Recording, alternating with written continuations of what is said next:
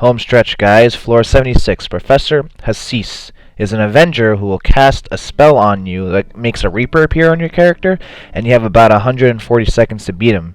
He'll actually cast this as soon as the fight starts, and you won't see it count down until it has 80 seconds left, and it'll count down by intervals of 10. Once the countdown runs out, you die. Easy as that. He's pretty easy to avoid since he moves really slow. It's actually painfully easy, so you can wait for your good cooldowns. He doesn't really do anything else aside that other than spawn lightning around the room. If you don't have time to wait for your cooldowns, then just keep hitting him or just keep doing your moves against him, because he's not really going to do a whole lot. So this is basically a DPS race. He has super armor, so be ready to bait that, and his damage is not the worst. So you're just going to have to DPS fast, but still DPS smart, because this guy still has a lot of tricks up his sleeve as far as damage himself. As you can see here, I'm just keeping my distance. I'm being painfully careful and waiting for my good cooldowns, and then once I got them all, I just killed them. Floor 77, Jar Floor 77? I don't know, but she's a rogue who has a coin gimmick. You remember the fortune coins back in old Nexon DFO, where you had a 50% chance of healing yourself or hurting yourself? This is basically her, but for all of her abilities. She can summon monsters. She can summon either good ones or bad ones, depending on what side of the coin she gets. She can heal herself for a bar and a half of HP, or she can damage herself worth a bar and a half. And her defense is really bad. Honestly, this fight's really easy. Just, use your really good skills on her. Make sure you still play smart as far as footsies go. And just, when she gets low on health, she'll use her summon to shoot flaming balls at you. But other than that, that's really it.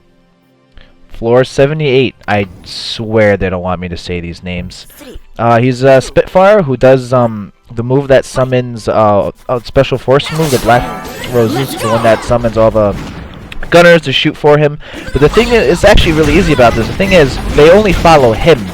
So if you keep moving away from him, because he himself walks slow, and himself doesn't do a lot of damage. It's mostly his summons when they get stacked up. So if you just keep circling around the room and make him follow you, so his path is more predictable, then the path of his summons will also be predictable. And if you have any long-range moves, then you could just keep spamming them, waiting for your good cooldowns. Or if you're a melee attacker and you need to wait for your cooldowns, just keep circling the room and jumping or guarding when need be, because honestly, this isn't really too hard to avoid. In this footage, it looks like I'm having a problem right now, but that's because I got impatient. I mean, his defense is really low, so you can probably DPS this out really easily. Still, though, you're going to want to be careful. Don't get caught in a wall. Don't get caught in between a rock and a hard place. Just play it smart, lure him away, and kill him. Floor 79. True Asura Kwangma. This one actually gave me quite a bit of trouble because he has that buff Wave Eye permanently, and he can combo with it really easily. And that's actually really hard to deal with, because not only does it juggle, but it also OTGs, meaning hits you on the floor. So I actually had a hard time with this one. The best way I was able to do this is just to run away and keep poking at him like I've been doing for the past few floors. It seems to be the winning combination to do with a lot of these, because if you're faster than them, then you could totally just wait it out and just, wait for your really good cooldowns and probably kill them in 4 or 5 seconds with them. Unfortunately, this guy is really heavy. He can be grabbed because he's using mostly super armor, but he can't be comboed very easily unless you have a lot of OTGs. I mean, this isn't even really that good of an idea, because he can counterattack right away, and being near him does damage to you because of Murderous Aura, his Asura and everything. And jumping over him doesn't do too good because he actually uses an anti-air Asura Wave Wheel, and that deals a lot of damage and combos into the rest of his stuff. So as you can see here from this really laggy Fraps footage, and I apologize, I really do for that. I did not choose for it to be like this. I quit using Fraps a long time ago. That I just basically paid a little patient keep away and just waited for my really good skills and comboed him as best as I could. Floor 81. True Mechanic Sky. Now, I gotta say, this floor gave me a lot of problems, and I apologize that I got so lucky in this footage. Pretty much, she is just an ordinary mechanic, but she has access to both male and female awakenings, and there will be footage of me here right now dying right there. There it is. I got demolished by that second awakening. of the female mechanic. That happens at around 6 HP bars. Aside from that, she summons the mechanic the mech that floats with her and shoots missiles. Very, very annoying, but thankfully it juggles for a lot. So if you just manage to hit it in the air, that might give you enough time to start a skill rotation or just a super hold or something. You just gotta pin her down because she is always gonna be running away from you. And if you let that little robot of hers start attacking you, and all your skills get interrupted, unless you have super armor, you're kind of screwed. All I gotta say is I got lucky, but just use your best moves as soon as you can. Take her low defense and low HP out immediately. What an incredibly interesting floor this is. Floor 82. Marcelo, the master of Torah, I give up. Forget it. Basically, it's an evil cross. That's the battle. You're fighting the cross. You're not fighting the guy who the cross belongs to. You're fighting the cross. Yeah. The guy who actually owns the cross or whatever actually heals you and helps you, though he can die. The cross actually targets the priest. So the few things to know about this fight is basically the priest will heal you, and he will revive if you happen to die. The cross will do stun every time you use a cube skill. So if you're near him and you don't have interruption, if you have casting time, it will interrupt your skill. He has a bloodline that goes down the center of the room and then it expands to the rest of the room, causing bleed on anybody who gets caught in it. They are unavoidable and he is invincible during any attacks that he casts. But like I said, he will focus on the priest, and as you can see from the footage here, he actually died. Yeah, and I was mostly just trying to get a hold on what kind of attacks he used. Actually, wait, what the hell is happening to me? Maybe I was lagging in this footage. Oh my goodness. I don't know what I'm doing in this footage. But anyways, I guess I'm just showing you what he can do. Yeah, so basically, that's really all there is to it. All you gotta do is stay away from it. He moves really slowly, and the attacks that he does towards the center of the room is pretty devastating. But honestly, his defense and his HP was really low, so I kind of shredded him down immediately. It was pretty much a joke fight to me, but hey, you know, who knows. Floor 83, Silver Fox Arjun. It's a Battle Mage / Archmage combination. Now, boy, would I kill to play a class like that. She has a few summons that are just actually just foxes that shoot Cal of the Dark Flame at you. There's black projectiles. They kind of spread out to sections of the room and they seemingly stay away from you. So, like, I mean, if you really have a large range on vision of what's going on, you can dodge them pretty easily. As for the mage herself, she can't be juggled, but she can be grabbed and super held really easily, and she has really low defense and HP. So if you just avoid all this, which you totally can, by the way, for your big skills, you can totally do this. There will be points where she earns her respect and space from you, but she will kind of close it on you for the offense, and that's when you can totally capitalize. Floor 84, Sandman Rama. Another really cool fight. So what's unique about this fight is whenever this APC throws sand at you, the sand will actually leave a pile on the floor.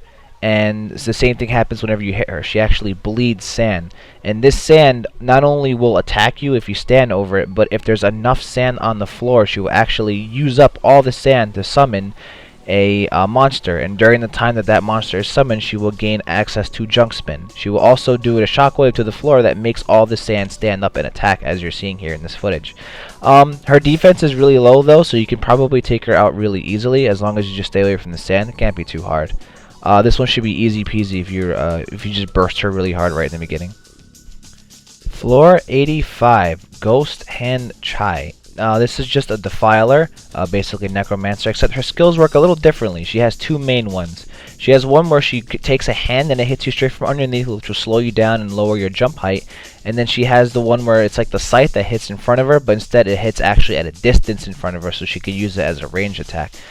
There's actually no real special gimmicks aside from that, and you know, the puddle that she puts on the floor. And she has really high attack, and she's super aggressive. Like, this AI is super aggressive, so I recommend using grabs and keeping away from her, and she'll especially be able to catch up with you if she hits you with her move that slows you down. That's going to be a really big kicker here. So I recommend trying to defend yourself as best as possible so that you can get your really good cooldowns and burst her out, because her HP, once again, much like every other APC here, isn't really that high. Her defense isn't really that high. I recommend using Quick Rebound a lot too, because it seems like she gets a lot of her momentum when you're knocked down. Honestly, this fight actually kind of is really challenging. I recommend just straight up, preparing very heavily for this fight. As you can see, I'm dying quite a bit. Because I'm not avoiding any of her attacks. I'm just kind of getting ruthless and mindless. But she does what I'm looking for, just project her attacks. She does project to where her attacks will be. So as long as you stay on top of the game, you stay away from her, keep her at a distance, and then wait for your good cooldowns, you should be fine. As you're seeing here, I decided to change my tactics. Even though I got binded, I am beating her in the DPS race right now. And that is basically all you need to know about this fight. Floor 86, Framed Yu Zhang. Just a regular battle mage. There's no super special gimmick other than that she's pretty strong and a lot of her moves have like no cooldown. She'll be very aggressive to you, and you can probably chase her around the room until all your cooldowns come down. She specifically stays a little bit below you or a little bit on top of you on the axes because she wants to hit you with Enchanted Swing. But aside from that, just bait her out and you're pretty good. Floor 87, True Striker Tenero. Coincidentally enough, a striker who's more similar to the female striker than the male striker because he doesn't really use his fist too much. He has a move that actually works just like Draw Sword that he uses with his feet, and he always has full super armor seemingly. He doesn't run too fast, but fast enough to be a threat with super armor, so I recommend jumping over him when he gets close and just being ready to jump over that Draw Sword-like attack. And be sure to get all your grabs in. He can't be comboed, so you're pretty much going to have to rely on hitting and running, which I was able to do, but if you have a harder time doing it, then you're just going to have to punch him in the face or grab him constantly until he buzzes off from you. Aside from that one skill, he has a skill where he hits 3 times with his elbow. That's pretty powerful. His damage is no slouch, so you just be ready to, just guard or use invincibility frames or what have you. I can't stress enough how much you have to dodge his Draw Sword-like kick because he will do it constantly and it does inflict bleeding just like Draw Sword. This damage does add up. Thankfully, he isn't as strong as the other APCs we've been fighting, but geez, that full super armor and his running speed really makes for a threat. Like I said, just keep grabbing, and just like everything else in this giant-ass tower, just wait for your really good cooldowns and burst out, on these low HP, low defense APCs as soon as you can. Run away if you need to. There's nothing wrong with being a coward, especially when you can win in the end. Floor 88, Training Instructor Wichiryong. Jeez. Anyways, there's 4 machines in the room that will gradually take energy and buffs away from you. And whatever buffs you lose, like jump strength or attack or move speed or cast speed or what have you, the enemy APC obtains. Aside from that, it's just a regular Blade Master who takes no damage from shadow damage attacks. His moves are like Triple Slash, Moonlight Slash, Ash Fork, Wave Wheel, Neutral Wave, and Downable Spirit. Nothing crazy. The really important part of the fight is just a simple fact that your buffs are being drained and your energy is being drained, and it's going straight to this guy. As you can see, there's machines on 4 corners of the room. Whenever they start glowing, whenever they light up is when that effect does happen. I actually did die on this once because I wasn't really prepared and I didn't know what to do, and I just kept kind of taking his attacks. It really is just a humongous DPS race at one point or another with this. So I recommend just juggling him as best as you can. He is kind of light, and he can be OTG'd, and he can be grabbed just as normal as everybody else. I recommend just really using all of your skills to your maximum here and just wailing on him until he submits with his low defense and his low HP. And that's all there is to it, to this fight, really. Floor 89, Fist King Gwonyong. God. This fight's actually kind of interesting. He's a regular monk, he's vulnerable to status effects, but at 8 bars of HP he'll get an aura around himself. Every single time he hits you when he's in this aura, the screen will gradually grow darker, and then when it's completely dark, the next hit that activates, or the next hit that he hits you with, will actually, because what happens is you get stunned permanently, and then his next attack will one-hit you. I don't think I showed this off in the video, but as far as beating him, he's really fast, and his moves have super armor. I mean, he's a monk. So all I did was circle around him as best as I can. When he got close, I tried jumping over him, but you really have to play it safe and jump early, because a lot of his moves vacuum you in, because naturally he's a monk. So all I did was just walk or run around until my really good cooldowns came in. And when he attacks, and if he misses, he's pretty vulnerable, and he is somewhat comboable. He's really heavy, but aside from that, he's actually not too bad. Floor 91, Fallen Angel Serial. Now this fight gave me actually a little bit of trouble. It's a necromancer who will summon immortal imposters that will self-revive when they die, and they'll cast homing lightning attacks on you. If you're familiar with City of Norfair, then you'll know exactly this guy's deal. As you can see in this footage, I actually cut it in midway because I died a few times, and the reason I was dying is because I was being too offensive, thinking I could end the fight quickly by just hitting the necromancer. Turns out that running is definitely the preferred option, at least until you get your good cooldowns. She'll throw soul orbs, and she can use Hurricane on a low cooldown, as you can see in this footage. And she actually can also throw a variation of the soul orb that homes in on you and follows you around. So literally, you're going to be running in circles for almost the entire fight, because the Necromancer's AI isn't really too aggressive. She's vulnerable to stun, and she can be held, obviously, and comboed pretty easily. But she can also blind you, which gives you a serious problem if you get close to her. As you can see in this footage, I've been blinded a few times. So most of the time I ended up running away. You could kill the mummy imposters if you have a really huge like AoE or whatever, but they do self-revive. I think if you kill them all at the same time, they stay dead for longer, like you see in this right here in this footage. I killed all of them at the same time.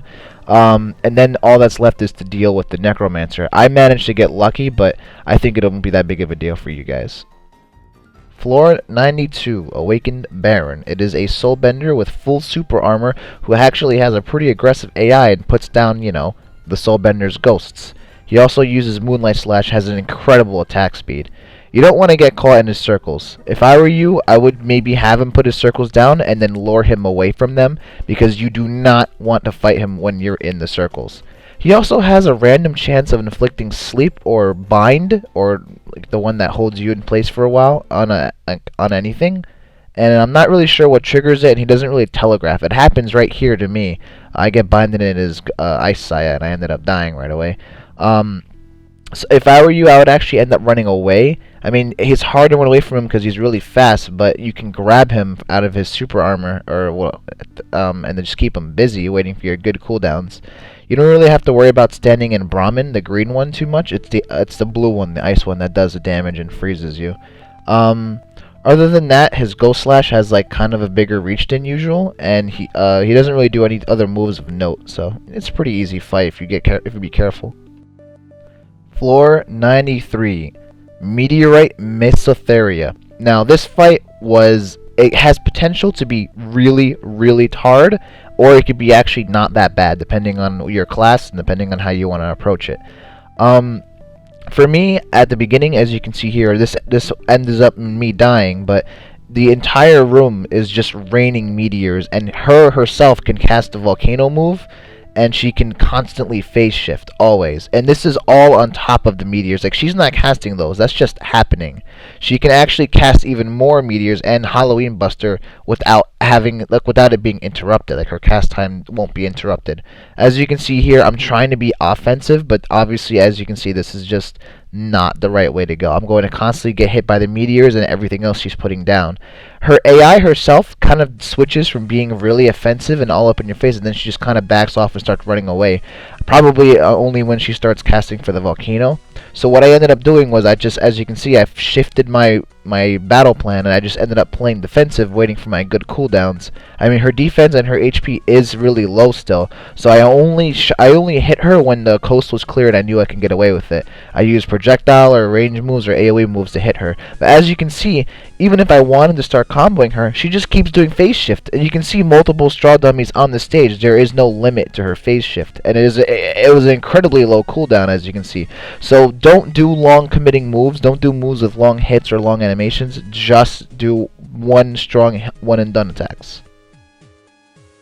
Floor 94, Mad Eltis. Apparently the main gimmick here is that what he'll randomly summon status-inflicting smashers, the robots, and then he'll eventually spawn little crystal pillars on the four corners of the room that can be destroyed, and then one in the upper middle. Once all 5 pillars are up, it will instantly kill you. I didn't get to see any of this because I killed him really fast. Floor 95, Predator Tennis Hoth. She's a predator?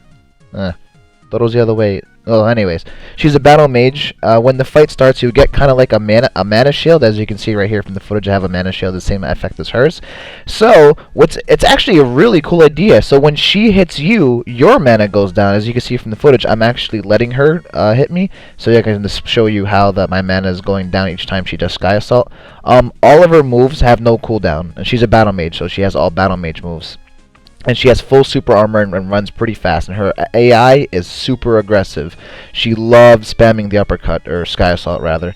But other than that, other than the gimmick of your MP draining, it's not too hard of a fight. I mean, her damage isn't anything to write home about, and her defense is super low. So, I mean, if you want to run around and wait for your good cooldowns, you can do that. But honestly, I just kinda, didn't really take her too seriously. I think I died from careless. No, wait, no, I got it. Yeah, there you go. This is the floor where I have to say I'm sorry, my viewers, because I let you down on this one. I tried for almost a week each day using 2 entries a day to try to beat this fight, and I could not do it. The footage you're seeing is my best attempt. So, Floor 96, True Blade Master Sawduros is a Grandmaster who has full super armor, can't be comboed, and he has an immense attack strength. Like, he's crazy. You can either wait until the fight ends, which is after 3 minutes, or you can kill him. I couldn't do either or. Every 45 seconds or so, he will change like phases, which means he'll change weapons and he'll gain new moves. Phase 1 is Zambato, he'll fight normally with no special gimmicks. Phase 2 is Bludgeon, where he'll get a shadow that attacks randomly on the stage. It cannot be predicted. Phase 3 is his lightsaber. Other than he'll gain a few more skills, but nothing more than that. Phase 4 is Short Sword, where he'll summon Agathos, the weird giant ghost thing that has 18 bars of health, who will shockwave the ground and do a sword draw-like attack. Each of these phases is 50 seconds. And you can delay the phases if you wait on the floor the full 10 seconds if you want, like when you're telling you to pick your cooldown, because the phases do actually still go on. Like if you use tokens, the phases don't reset. As you can see, he still has his lightsaber. The big problem is when he uses that move, I think a Dragon Slash, I don't even know what it's called, that soars across the stage, and it's almost completely unavoidable. I couldn't do it. I couldn't block because it hits behind you, so it's a back attack when he goes through you. It has full super armor. I can't interrupt him. You can try grabbing him, but jeez. Man, it is very, very, very tough, and I'm very sorry that I'm going to have to say use a certificate to get out of here, or just try to be better than me. That's all I can say, and I'm sorry. Floor 97, Astral Coney. Another interesting fight. I like the gimmick here. She's tiny, but her summons are big.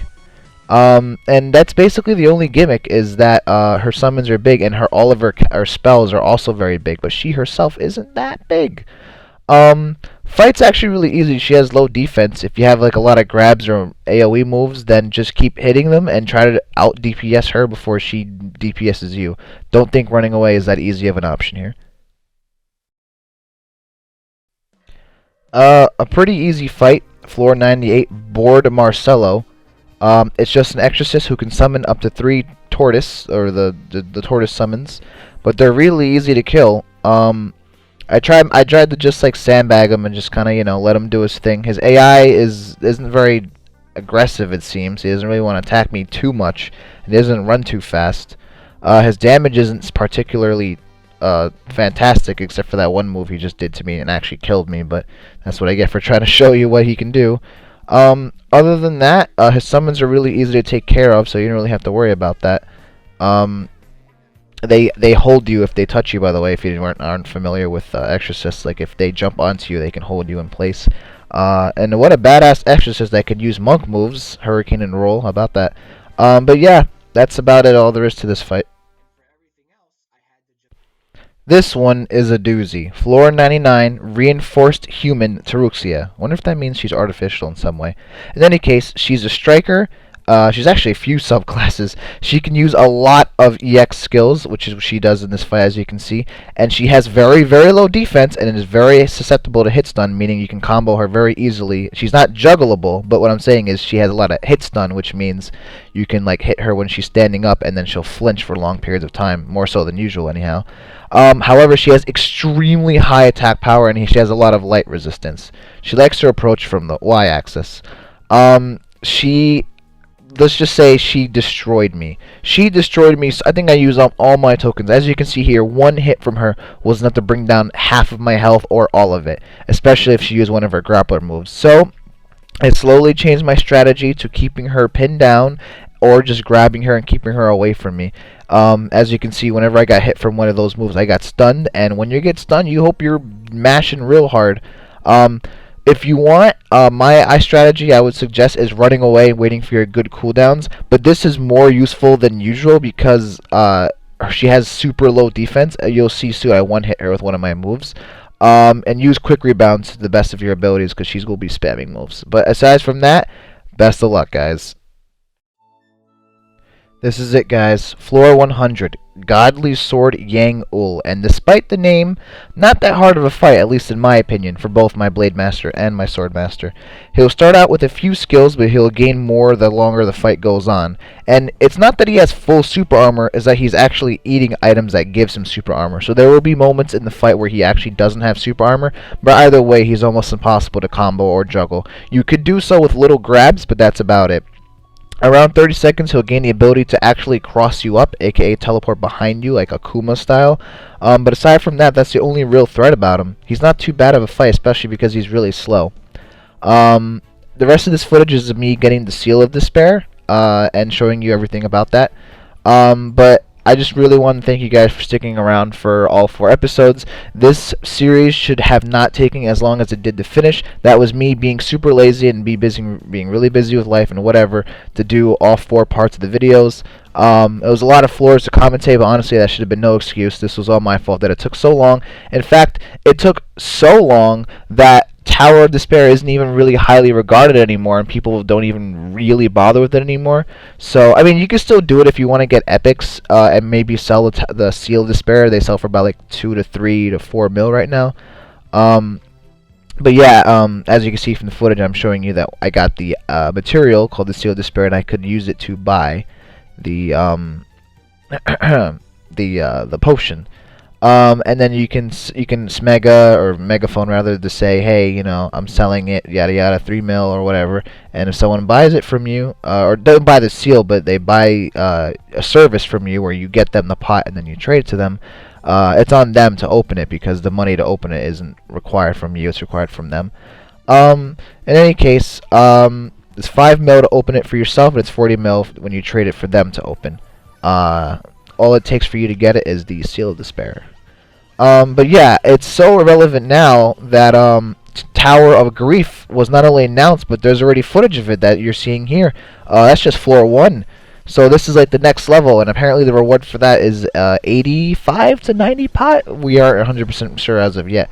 But that's all my fault. Aside from that, thanks for watching. Thank you. A lot of people seem to like my Halidom tutorial, so I'm gonna try to make more tutorials as I can. Alright, have a good day, thank you for watching, and happy DFOing.